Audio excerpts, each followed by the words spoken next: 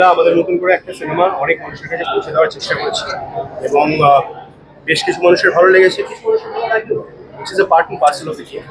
But আমাদের বিশ্বাস যে আমরা সিনেমা বানিয়েছি যেটা অনেক মানুষের ভালো লেগেছে এবং আমাদের ইন্ডাস্ট্রির কিছু বন্ধু বান্ধবরা আমাদের খুব কাছের মানুষ যারা প্রিমিয়ারে আসতে পারেন এবং তারা সবাই ইচ্ছে জানিয়েছিল যে তারা দেখতে চায় সিনেমাটা। তো সেইখান থেকে দাঁড়িয়ে আজকের এই স্ক্রিনিংটা অ্যারেঞ্জ করা হয়েছিল সেকেন্ড সানডে।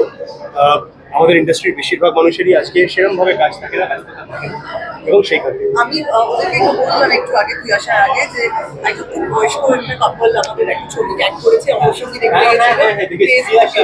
ফেসবুকে দেখলাম আমি যে বিক্রমকে আমাকে ট্যাগ করেছে, বলছে কি ভালো প্রতিক্রিয়া পেয়েছে। আমি ওটার কথা বললাম ওদেরকে।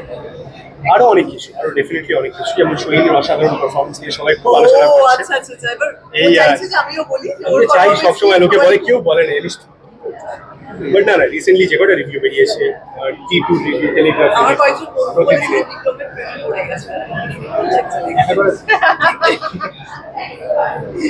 বাট না, আমি তোদেরও রিকোয়েস্ট করবো সময় করে প্লিজ সিনেমাটা দেখিস, জানাস কেমন লাগবে। আমাদের কাছে খুব ইম্পর্টেন্ট একটা সিনেমা, আর আমরা আশা রাখবো যাতে এই সিনেমাটা অনেক মানুষের কাছে পৌঁছে যায়।